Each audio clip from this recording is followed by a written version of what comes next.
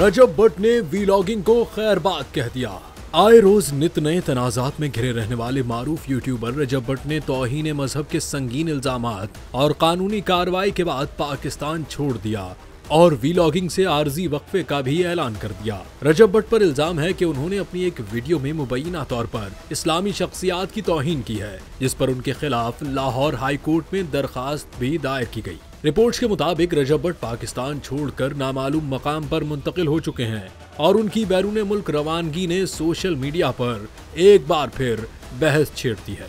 रजब भट्ट ने जुमेरात की शब टिकटॉक पर लाइव सेशन के दौरान इस बात की तस्दीक की कि वो वक्ती तौर पर वीलॉगिंग का सिलसिला रोक रही हैं।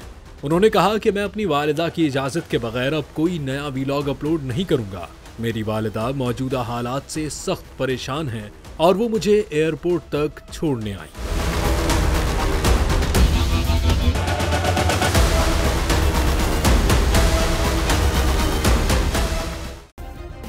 सब्सक्राइब करें और बेल दबाएं ताकि कोई खबर रह न जाए।